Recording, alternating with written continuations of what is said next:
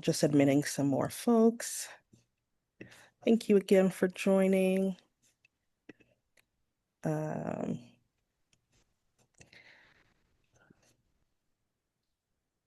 yeah, I want to make sure all the folks that are in the waiting area enter the room. Thank you. And you all can hear me okay, right?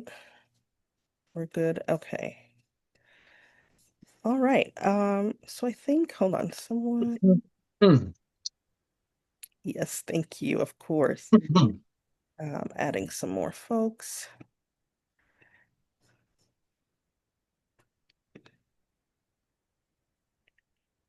Okay.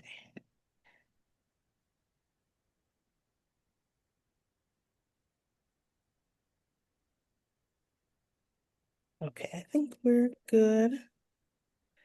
Thank you all for joining. Welcome to Galleyway's info session with Granum Foundation. It's great to have you here, and I want to give a special thank you to our guests for joining us tonight or today as well. They're about 3 hours behind in LA. Um, so my name is Camille Wanliss. I'm the founder of Galleyway, which is an online resource platform that champions diverse voices in poetry, literature, television, and film and theater. So I spotlight opportunities, monthly opportunities for writers. We're going to have our May opportunities coming up at the beginning of the month, so please stay tuned for that. I'm very excited to host this discussion. I was introduced to today's guest by writer and literary agent Kima Jones, so I want to give a special thank you to Kima as well. So joining me in this session are Granum co-founders Davin Malasarn and Troy Nethercott, who will offer insight on the 2026 Granum Prizes, including what their grants fund, and a walkthrough of the application process so that you have a better understanding of what you need to prepare when applying for the grants. So what I'll do tonight is start by introducing them, and then we'll kind of move into the discussion. If you happen to have any questions during the event, please feel free to put them in the chat. You can also wait until later when things open up for our Q&A. And at that time, if you want to use, there's like also like a raise hand function to let me know that you're interested in possibly asking a question out loud, you can do that as well. But if you want to just put it in the chat, please, by all means. Um, Again, this event is being recorded, so if you choose to state your question out loud, it will be included in the recording as well. So without further ado, I will introduce our guests. David Malasarn is a Los Angeles native and a biologist turned writer.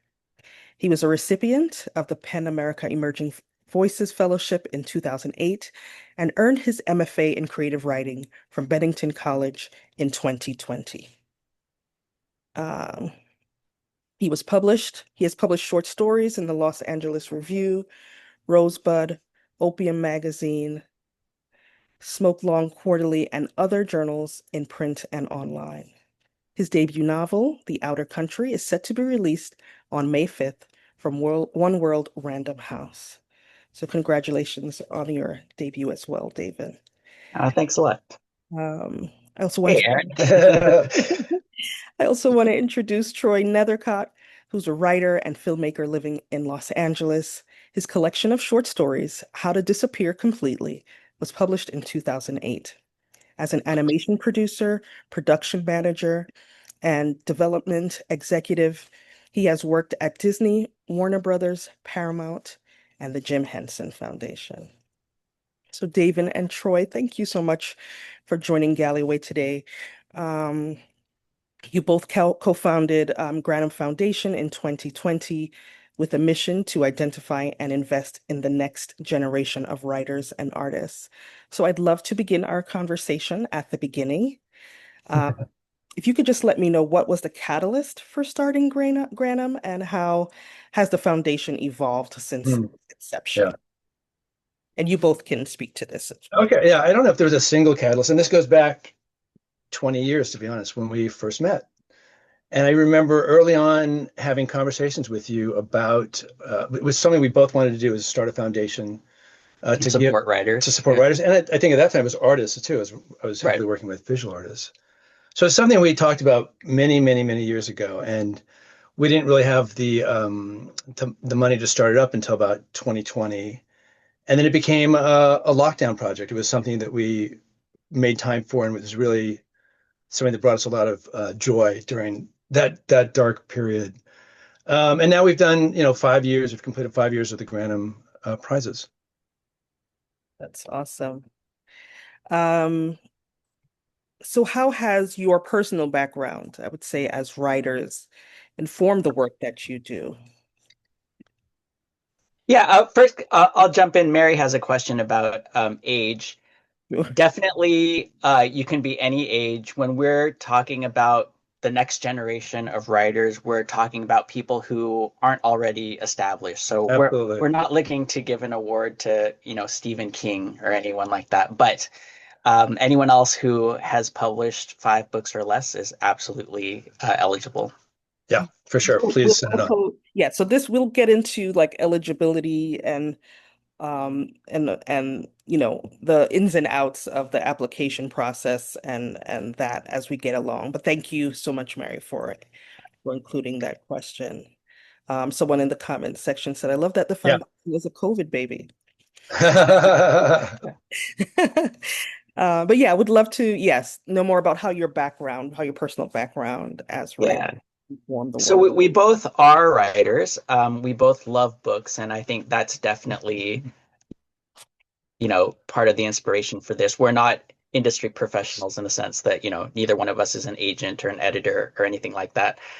So when we're recognizing writers, we kind of see it from the inside, right? And I think we appreciate the hard work that writers go through, and the quality of great work that's out there, even if it's not like mainstream or The obvious thing you. yeah, something that's in the news or something. We're just looking for good, beautiful writing. We see the process from the inside, so I think we kind of get what's hard and what we're all struggling to do. Yeah, and from my experience, um, the Granite Prize is free to enter, and we've had many discussions. Oh, what if we charge a little? We could raise so much money, and it's I think part of the brand, if you will, that it should be free. And I know from my experience in submitting over the years, things have gotten more and more expensive. I mean, you enter a lot of these contests, it's $50, it's $45. The big journals they charge a $10 reading fee. Even the small online journal that I've never heard of, they want $3 to read your work, and it adds up. In times when everything's super expensive and money is tight, it's really frustrating. So keeping Granum free to enter is something that we'll try to do as long as we can, Yeah. and that I think that's important. Yeah, I agree. And it keeps it accessible to folks. There are a lot of individuals who would Yeah, not probably even like they'll see the yeah, application fee and be like, okay, this is beyond what I can do at this moment. 100%. Yeah. Yeah. So yeah, we're open to everyone, and we want it to be accessible to everyone. Yes. Thank you so much for that. Well, I'll add one of the things. The first year we included letters of recommendation, and we got feedback that that was also a struggle for a lot of writers. So Yeah, we've since removed yeah, that in response to the first year. So yeah. And we do try to keep the application as simple as possible. We'll walk through it with you Yeah. and what we look for. Yeah. Yeah, I think I would agree with with the letters of recommendation. I'm one of the people who's in that Yeah. camp. Like if it's requiring recommendations, I'm not gonna I'm not right, gonna do yeah, Hmm. yeah, So thank you again. Yeah, it just helps with the barriers, especially for Yeah. some emerging writers. They may not have access to somebody that they Oh, who yeah. able to put together a yes, recommendation absolutely. for them. Um, so yeah, so the free applications and not the non-requirements for letters of recommendation. Really, I think that goes a long way. That really helps. All right. So I want to get more into what the 2026 Granum Prizes are. So they include the Granum Foundation Prize and the Granum Foundation Translation Prize. Can you please explain the purpose of each grant, what genres will or will not be accepted, and what can the funding be used for? Sure, I'll just jump in. The purpose for the grants is to offer money to writers so they complete their projects. And the main group, or the overall group, the winner gets $5,000. And in addition, we have the translation prize, which is a $1,500 prize for the best translation of work into English.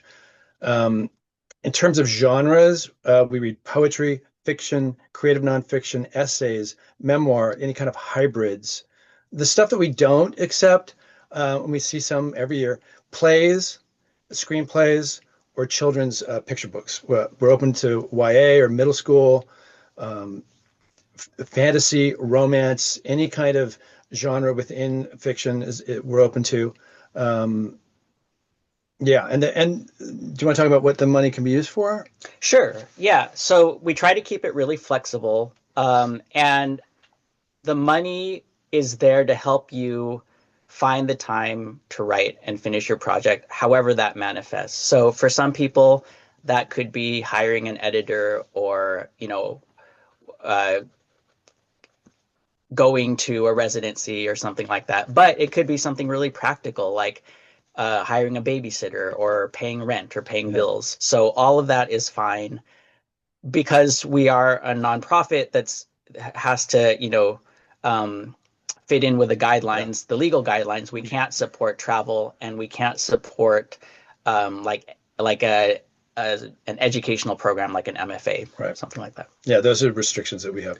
But did you talk about, we had an email today about asking about money toward production of a book, which I guess you're self-publishing and that's production. And the answer is yes, that's legit. Absolutely. Yeah. Awesome. Thank you. We actually have a great question.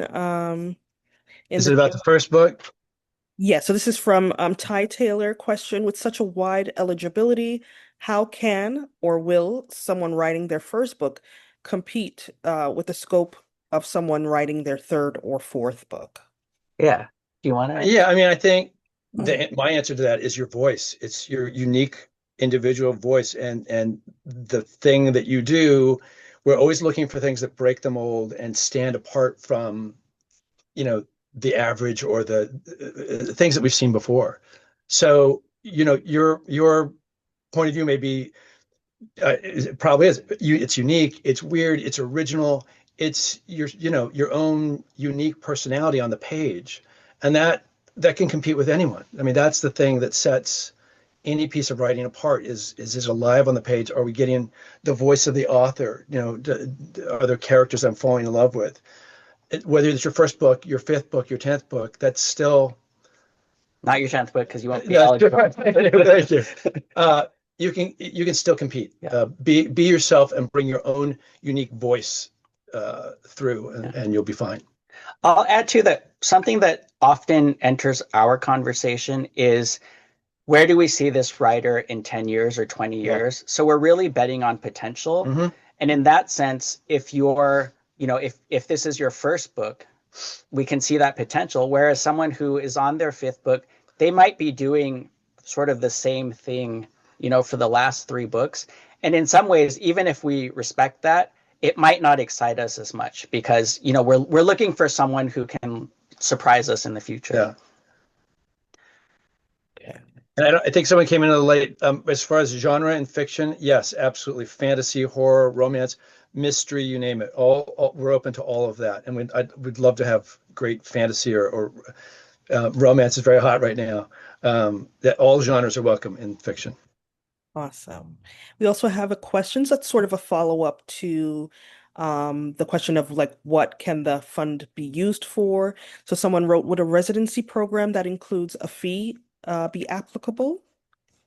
Yeah, that would be fine. Classes outside of an MFA would work. But keep in mind, we can't officially approve travel to the residency. Right. So kind of the way you word it, matters a little bit. Although we can, if that's the thing that is sort of the barrier, say you're the winner, but you wrote travel in your, how you would spend the money, we would discuss that with you so we can get around that.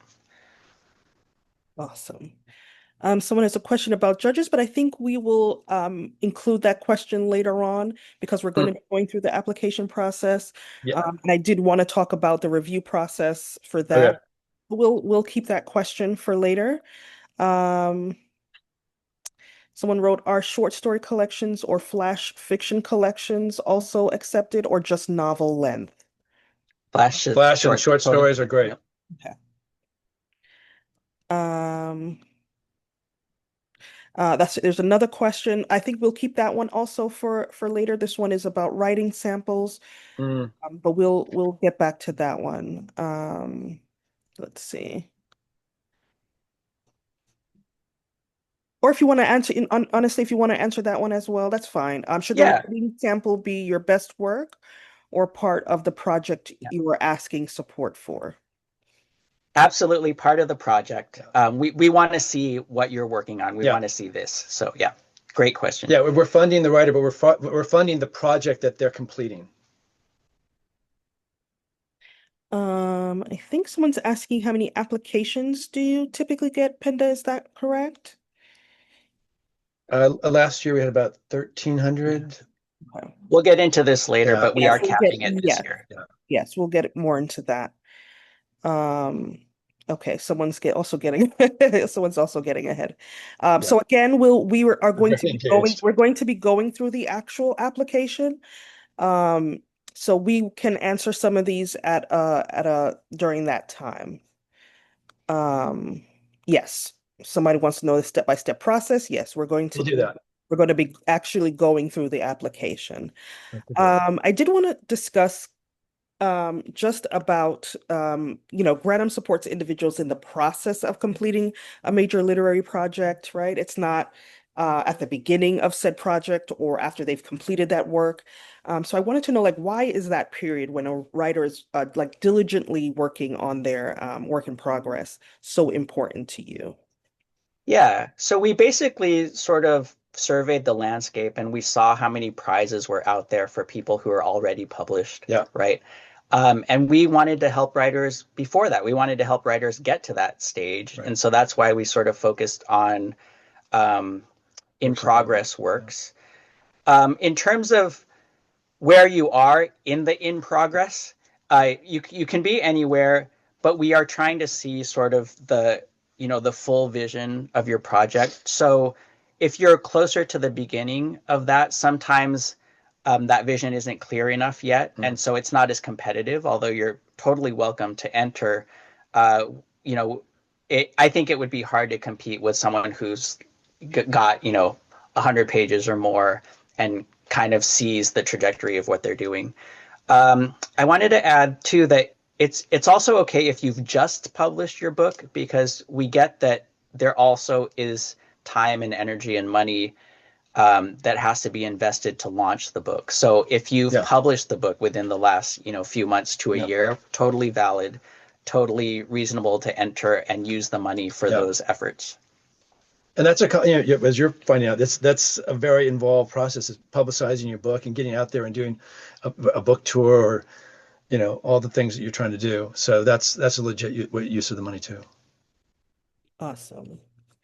Um, so someone had kind of like touched on this earlier, but I wanted to get into sort of like the barriers that some individuals face when they want to apply.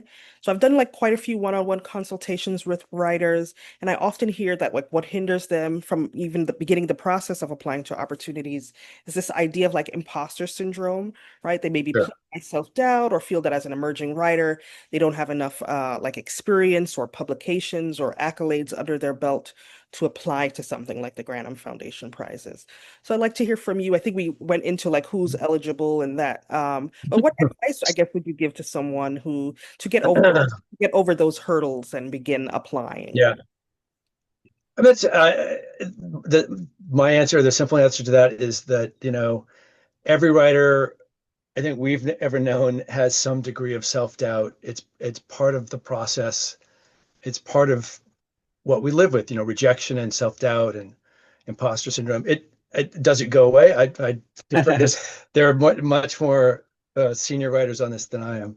And I would say, even if you don't win money, it's still worthwhile to get your work out there, put yourself out there and try. Maybe you'll make the long list. If someone's struggling and questioning their talent, losing their hope, afraid that no one really cares about what they're doing, seeing your name on a long list and seeing the peers that you're with can really be a moment of validation, and it's empowering. I think it's really powerful to know that someone believes in you, and so you may not win the top prize, but maybe you make the long list, and that's something in its own right that can help you. I'll never forget. There was a very, very good poet in our first year who wrote us a note after I think he was a finalist, and he said, "You guys believed in me at a critical juncture in my writing, and it made all the difference." Mm. So to us, it's not always just about the money. It's about that belief and giving someone a sense that have the courage to put yourself out there. I think, Camille, something that you teach and something that I think is absolutely true is applying for these things is a skill. So by simply applying, you've gained that experience, right? And I think we often see the people who are winning awards often are applying for everything. Yeah. And some of those will work out, hopefully. But if you don't try, you won't win any of them.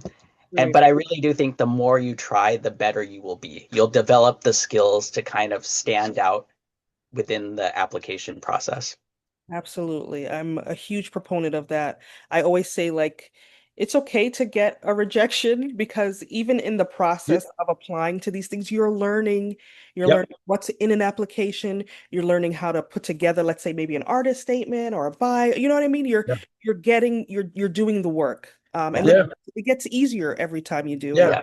Yeah. And you're adjusting. You're Yeah. learning how to present yourself and your work in the best possible light, and that takes multiple Yeah. applications to multiple Absolutely. things. Absolutely. It's Um, valuable just to go through the process. And again, it's free. yes, absolutely. Um, there's a question, any suggestions for someone applying for the grant a second time for the same project? They say the writing sample is deeply revised, but any do's and don'ts for repeat applicants? Well, I can tell you that we've had several repeat applicants who eventually did win prizes. So I don't know if we get into it, but Yeah. you know, bring it on. We'd love to see it again. We'd love to see how it's evolved. Um, you're maybe even in your own mind, you may have more clarity of how to position it and tell us, how it unfolds. So we'd love to see it again. And we get personally connected with you. So, we Yes. love to hear your story and to see your Yeah. perseverance. That's wonderful. I will say, if you are applying again, don't put in the exact same application. We want to see the change. And um, if it's the exact same writing sample, I think if we end up reading that 3 or 4 times, it just won't be as interesting for us. So surprise us, let us Yeah. see the progression Yeah. and how you're changing. Show us where the story goes, or if you're submitting short stories, show us some stories where we can see where you've grown, or poetry, the same thing. Show us the new work that shows why you've risen up. But by all means, come back. We love, there's writers that we see, many times, and then they move their way up the ladder, if you will. Absolutely. Someone is saying that they're kind of not sure which one to submit. They're working on a poetry project, they're working on a Mhm. novel. They're asking for any advice. Poetry and novel, you have to choose between. You can enter nonfiction and no, you can enter translation and the main together. Right. Okay, sorry. Yeah, but for the main prize, you have to pick choose. one project. In terms of which one, You have the to one go with you're your most gut. passionate Yeah. about. Yeah. Which I would say whichever one you feel is like your strongest work. Yeah. Yeah, it's like a Sophie's choice. Yeah. And maybe it'll help you if the timeline is a matter. So if one is closer to being done, maybe that's the one you choose. If another one is going to take 4 or 5 years, then maybe do that in the next round. Yeah. So someone is asking, so this one, I think we've mentioned that um, So if someone is saying for a book published within the past year, is it Mhm. possible to use the money to submit to other contests as part of promoting it? But I think it has to be a work in progress. Well, if you just publish it, I'd be okay with that. Okay, sure. I mean, if it counts as part of publicizing the book and Right. promoting the book to try to help get an award for it, sure. I think that's legit. That goes back to my point about how dang expensive things have gotten. And someone is asking, can you apply to multiple grants with different samples? So I think you mentioned, No, yeah, I think you mentioned Yeah. that you can apply to two of them, right? Like Well, there's two. if you have a translation. right. Yeah, translation is a separate Yes. Form, contest, Yeah. But for and the then main prize, you the have to main, have poetry, nonfiction, fiction. Yeah, you'd have to choose one. yeah. okay. So someone's asking how much of the work in progress should they submit, and then Just we'll you get see this, we'll yeah, in the application, it's 25 pages of fiction and 12 poems, or 20. 20, We'll get into that when okay. we go to Yeah. the Let's speak to that. We've seen that question a couple times. This is a great question. If you are working on a hybrid poetry/prose project, should you submit it like that or split it into a specific genre? She says, No, if the hybrid is part of the essence of what it is, we want to see that unique, unusual, singular point of view that you're bringing. okay. All right. I think we're going to, yes, I think we're gonna, this is like a great thing to kind of segue into our discussion of the applications. So individuals applying to the grants, of course, will be prompted to submit various materials as part of their application. And David and Troy, I'd love for you to walk us through the application. So right now I'm going to share my screen. Give me a moment. 1 second. And so I'll start by saying, Camille, as you're getting this up, we're Mhm. trying to make the application as easy and straightforward as possible. We're just trying to get the information that we need to make our decision. So there aren't any tricks in terms of like, oh, well, this is the key term that's going to get me in. There's nothing like that. Okay. So this is just showing the application instructions. So the applications won't open until this Friday, May 1st. Right. Please keep that in mind. But this is just showing you what the application entails so that you can get your materials together ahead of time if need be. So we'll go through it. Of course, your name, email, phone number, mailing address, and then this is kind of where we get into the materials that are needed. Sure. Yeah. Yeah. So the cover letter is your opportunity to tell us more about yourself, how what kind of work you're writing, and if you're contributing to the literary community in any way, we'd love to hear about that. So more of the personal side. And to kind of complement that, the next section is the project description. So that's where you get to discuss the actual project that you're applying for. So I think those two pieces kind of go hand in hand, right? Yeah. One is about you and one is about the project. Okay. And this one, yes, so they have the word limits. Cover letter, word limit is 500 words. Project description, the word limit for that is 250. And then for then there's a timeline for the project completion. Yeah, and we get, Yeah. no one really knows when they're going to finish their work, but Right. we kind of want to get a sense of about when you think you're going to finish. Is it going to be 10 years or is it going to be 1 year? Just to figure out where you are in the process. Translation rights are for the translation contest, and we realized that was, useful information in terms of how likely it is for a project to get published. So we asked that of the translators. There is a question. Do you prefer, this is for the timeline, do you prefer the timeline to be 12 months or less? Everyone's going to be different on that depending on where you are in your project and where you are in your life. Maybe you only have a day a week to work, so that could take longer than someone who's, I'm going to I can do this in 3 months if I go to this residency and do it. So everyone's different.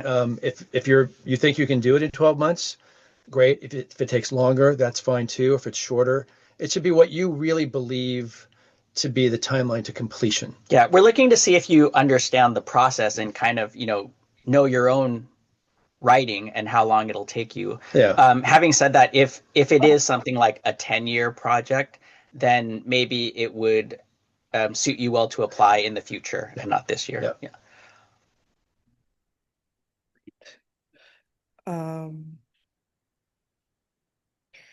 Yes, okay, so you went over translation rights. And then How there's will the grant assist you? Yeah, so that's how are you going to use the money? And again, we get a range of things. But tell us something. Every year we get some applications that'll say something like the money will help me finish the project, and it doesn't illuminate anything for us. So it's helpful to be able to kind of understand where you are and what you're going to do. Be specific. My computer just died. I've got to get a new computer, and I'm going to do, this draft and this and this. Yeah. Some more questions. It said in the case, that those on the short list get, somebody says, is it the case that those on the short list get 500 instead of the 5,000? The short list, there's a finalist. The shortlisters don't get a payment. So there's one main winner and there's one translation winner that get the top prizes. And then, it's not set in stone, but usually 2 or 3 finalists from the short list will get, a $500 or $750 award. Okay. Someone is asking, do you want the sample submitted without their name? So I guess anonymously. Yeah. This is not a process that is anonymous. We're looking at who you are and where you are and sort of all the different factors that you're dealing with to finish this. So so go ahead and have your name on it. Yeah. I think you had mentioned it before, but someone's asking how much of a fiction novel do we submit? Yeah. We're at that point right here. Upload a sample of your work in progress. So it's, as it says right there, for prose, fiction, nonfiction, approximately 25 pages. Yeah. So poems are 12. We tend to be pretty flexible. So if you want to do a few more pages here and there, that's okay. And then I wanted to note that if you are writing short works, we do like to see sort of the beginning and end. So if you're writing short stories, send us 2 full pieces, even if that goes over the page limit. So what's more important to us is like seeing a unit of the sample rather than totally strictly adhering to the page numbers. Right. But that's a guideline. Someone is asking, would those pages be okay as excerpts from several chapters? Totally fine. Yeah, absolutely. Another person is asking, is it better to do the beginning of a novel or just the best part? Hopefully we're sophisticated enough readers to get that the beginning of a novel is doing a different purpose than some later parts of the novel. So I think you should feel comfortable doing either as long as you let us know kind of where you are. Set us up for what we're reading so that we understand where we are in the story. Yes. And would that, I guess, be a part of the... Okay, do we talk about supplemental material? Yeah. So the supplemental, this is for once you make it to the short list, you have the option of sending us more pages, and that could be, just a couple more sections, or it could be the entire manuscript. So this is your opportunity to kind of let us see your grand vision for the project. And you have that option. You have to get it to us quickly, though. So once you get there, we're usually facing a deadline by the end to make sure that we can announce it before Thanksgiving. So we don't give you a lot of time for that, but we're happy to see it. And honestly, in some cases, it really helps you. It can really change our minds. What you provide here. So I think you had mentioned before about the cap for submissions this year. Could you talk a little bit more on that? Yeah, I mean, this year, we really have been getting swamped by the amount of reading we've had to do the last couple of years. 1,300 plus samples. We read everything together. We read everything separately, I should say, and then we come back together. But this year Davin's launching his novel next week, so he has less time to devote to Graham. So we decided to put a cap of 1,000 entries on the main prize this year. And in the past, what has happened is we'll get, hi, Mick, by the way. In the past, we get over half of the applications in the last day, sometimes, in the last few hours. So this year, we encourage you not to do that. Don't wait so long because we don't know when we're going to hit the cap. Submit early. Yeah. Yeah. So as soon as you're ready, send us your work. Yeah. Because once you hit that 1,000 mark, you're closing. We're closing. We close it down. Yeah. Okay. Sorry, excuse me. Sorry, I'm just looking through. Yeah, there was one about the first and last. I don't think that's correct. Yes. Someone's saying, did I understand that you want the first and last piece of a collection? No, we want two complete stories. So if you have one that's 18 pages and one that's 15 pages, that's over the 25-page limit that's set. Send them both in so we can read both complete. The two stories you want to represent you. They don't have to be the first and last of the collection. We just wanted to see the beginning and end of a story. Yeah. Okay. Someone has a question about formatting. Would you like these application questions answered on the downloaded document or as the cover letter first and then successive sections on a PDF? Yeah, so on May 1st, our webpage will have links to an online form, and we would love for you to fill out the online form. That's the best way to do it and the best way for us to keep track of your application. Yeah. Every year there are a few people who either maybe it's accessibility reasons or it might be where they are and they're not able to use a computer. In that case, we do let a few people send their applications in, but honestly, it's we're always afraid that you're going to fall through the cracks if you do that. So if you can use the online form, please do so. Yes. And I wanted to also just get into a bit of we have mentioned it before about the review process. What is that process like? And you had already mentioned that I think before Thanksgiving is when finalists and the winner would be announced. But if you could just get a little bit more into the review process. I think somebody had mentioned earlier in the chat, is it the same panelists every year? Yeah. And we have different guest judges every year, but it's the two of us are here every year, and then we have a third board member. In terms of timing, we'll open on May 1st, close on August 1st, or when we get to 1,000. The long list we try to announce mid to late October, short list around Halloween, and then the winners in early November. So we read everything that comes in. We read them separately. It takes about 3 or 4 months to get through everything. And we're both, sort of grading things. I'm ABC. We all have our own system. He has some mathematical system that I still don't understand. And then around September-ish, we start to compare notes. And how to put this kindly? We have different points of view quite often. And I've always said, the real challenge for folks in this is to find a submission that we both love and admire. So we'll have our 1,000 entries. I think the toughest part of the process is getting to the long list. Right. Taking 1,000, really interesting submissions and trying to get down to 40, 45. It's really brutal, and a lot of good projects and good writers are you have to make some choices. And the process is a constant negotiation of us, sort of championing the ones that we love and debating about, which ones belong on the long list, the short list. At a certain point, we get a group together that we can share with our guest judges to get an outside perspective, and they give us a lot of information to think about.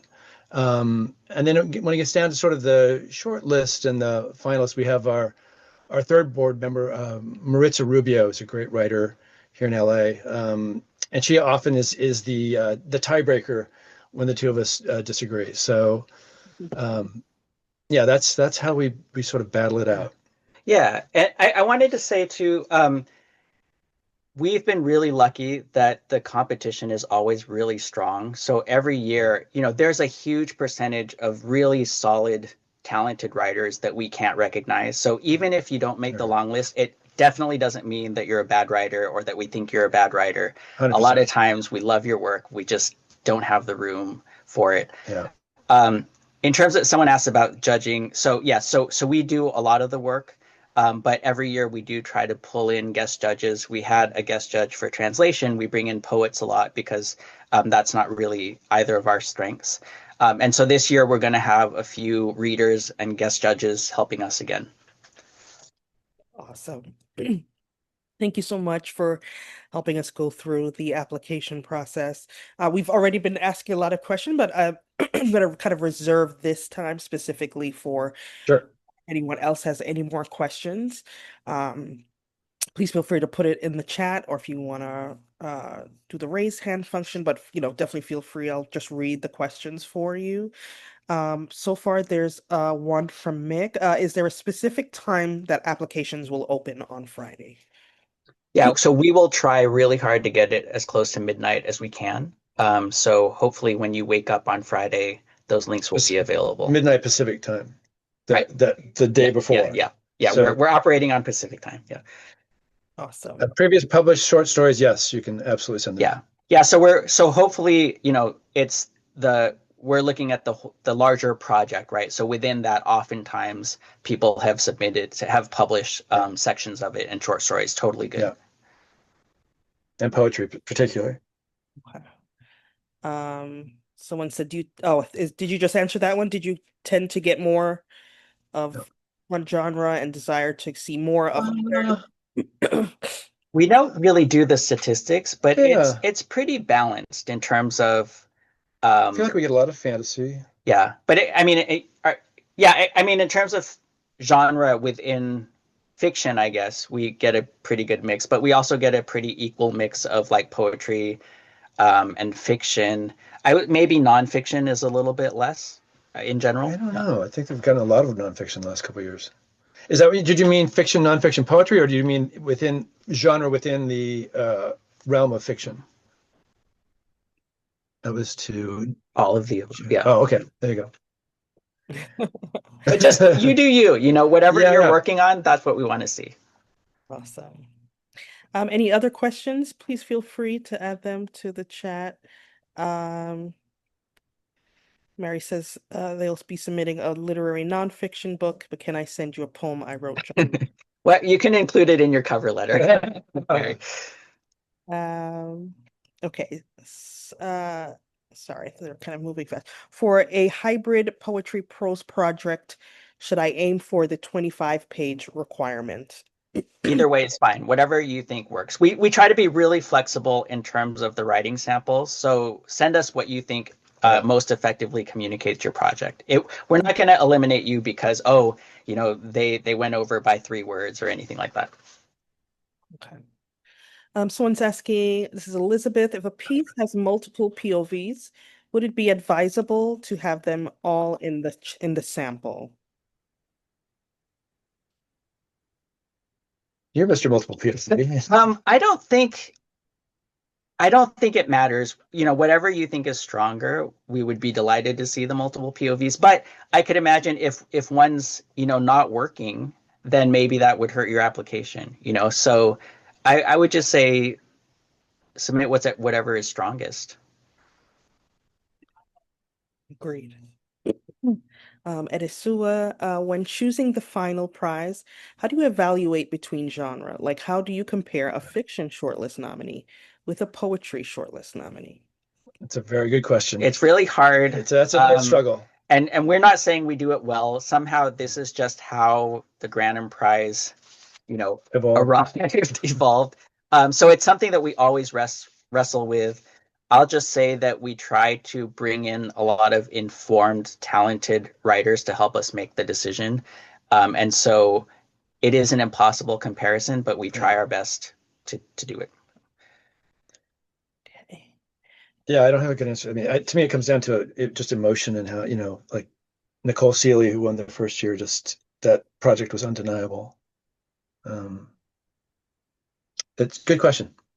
Yes.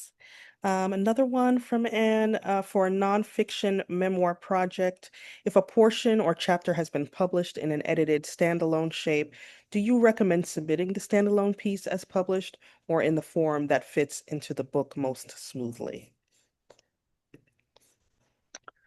I mean, it's up to you. If you feel like that's your strongest work and you want to submit 25 pages of it, I think that's fine. It's like having a story published, right? Yeah, I don't think that would have a big impact from what's I'm thinking. Yeah. Yeah, but it's a chapter of a bigger project that you're proposing to finish, correct? Yeah. I think we might have. So in terms of the poetry question, is there a maximum in terms of pages? No. So if you write longer poems and did we say 12 poems? Yeah. That could be 20 pages or it could be 50, I guess. So that's totally fine. Awesome.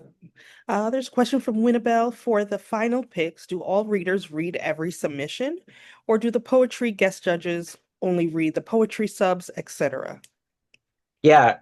So we often try to pick writers who work across genres so that they can kind of look at multiple things. For the final picks, I would say that everyone is reading everything. Yeah, it's hard because we have different readers and different judges every year, so we don't always have like this same process, but we try to share, the samples with everyone who's willing to read them. Yeah. Here's a great question from Stephanie. Out of the 1,300 applications, how many are actually viable? Meaning, if there's anything, anything that would prompt an immediate, let's say. Yeah. So again, I would say we're always really surprised by how many people are writing really competitively. Yeah.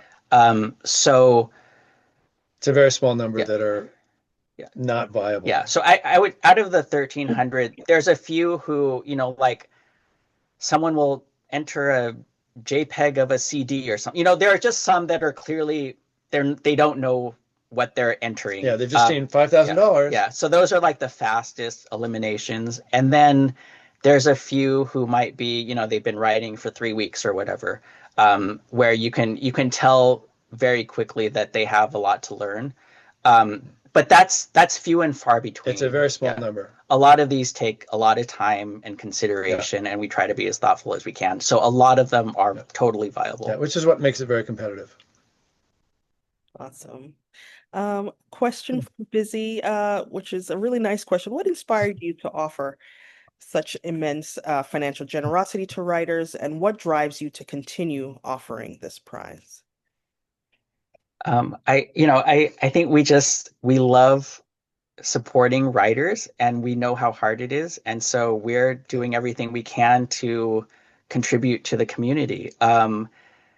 It's funny because I don't always think 5,000 is a lot of money when you look at some of the other prizes out there, right? But it's what we can afford. It's if we are careful throughout the year and we scrimp and save and focus, that's what we are able to offer, and that's how we arrived at that number. I mean, I do. I think, our goal, and it's still kind of not sure how to make this happen, but it's, we want to be more than just a grant making foundation at some point. In some small way, we're trying to build a community. We stay in touch with our writers and finally I see Aaron here, and I see Mr. Okafor. Some really talented folks have joined us here that, some of my favorite poets. And when writers from the shortlist or the finalists are in LA, we make time to go and see them, and meet them, buy their books, and cross promote the stuff that comes out. We've talked about doing a book club or craft seminars and classes or something sometime in the future, but to me it just feels like we're living in a very lonely time. And being a writer is always lonely. Yeah, right? Yeah, that's true. You have to be solitary to do it. Mm-hmm. And so on some small scale, we're trying to reach out and let writers know that we're here. It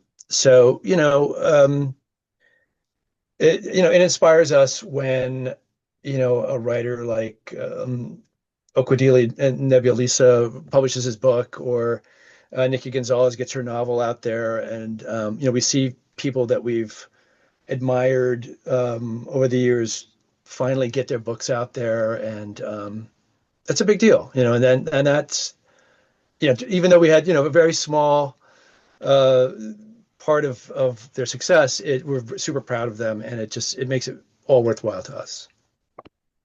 Mandy, you have a question about this is undeniable. I'm sure I can't give you a great answer, but I do want to say I think it's not about guessing what we will love, but it's about being your truest, most authentic self, Yeah. and coupling that passion with the writing chops, right? So we often have a lot of people who have had horrible tragedy or some sort of experience, and they just want to tell their story. And we respect that, but you also need to develop the writing skills. So what's undeniable for us is that pairing of like emotion, passion, and talent, craft. There's a question here about the feedback. Yeah, that was one of the ways we thought we could raise money by offering feedback. I think we underpriced ourselves at $25, but we had a ton more people than we thought would enter for the feedback, and it took us. We usually end the process in November. It took us to the end of the year to finish all the feedback. But again, in that sense of community, it's really interesting to interact with people and to take time with their writing, and then just to be honest about, hey, here's what I think is working. Here's what we think it could be better. And give a real critique to someone that's going to help them advance. And people were super grateful, and we had some really nice back and forths with people who appreciated that. And then some of our guest judges got in there and did some. Yeah. So I think, we did really appreciate all the positive feedback, but it was such a time-consuming process that we're not going to offer it this especially year. This year with Davin kind of, AWOL for a bit. But maybe in the future, I don't know. Yeah, this is great. I think we have time for like one or two more questions. But I do want to say to Troy and Davin that Granum is like it's like such a really amazing thing, really. So thank you so much for like helping writers. I think some folks have been like just mentioning it in the comments section too, just like what a great organization this is. You're really investing in writers, and I think for a lot of folks that's absolutely necessary. Some folks may be working full-time or working part-time, and they need that extra help to get them to finish their work. So grants are like super important. They're very helpful for a lot of folks. So a lot of people are saying thank you so much for the work that you do. Thank you. Of course, thank you. Thank you all. So I don't know if anyone else has like one last question. So the form says actually 12 poems, but that's not necessary. Yes, so I think thank you, Erin. Yes, David mentioned before, if you have a long poem, like he said, it could, if you have the object is to have 12 poems, that could be 12 pages, or that could be 20, 25 pages, whatever it goes up to, that's what it'll be. Yeah, and the sample is flexible, so don't we have the word caps on the short answer questions of the form, and you won't be able to submit if you're over those word caps, but for the sample, it can be more flexible. Okay. Novels in verse are great. Okay. And then someone says it's single space or prose double space. Oh, somebody. Yeah, that's always a question. Yeah, so we try to leave it open. You can, for prose and poems, it can be single or double spaced. Again, we really try to make that flexible so it doesn't feel too restrictive. The double space is easier to read. Said the old man. Said the old man with bad eyes. Thank you so much, David and Troy. This is very amazing. This is very helpful. A lot of folks are mentioning just how grateful they are for this info session. I think this concludes our event. Thank you all for joining us. Thank you for offering such great insights into the application process. Just a reminder that applications open this Friday, May 1st. So thank you. I hope you enjoy the rest of Thanks, everyone. Thank you, Camille. Take care. Thank you, David and Troy. Have All a right. Good great luck, everyone. night, everyone. Thank you.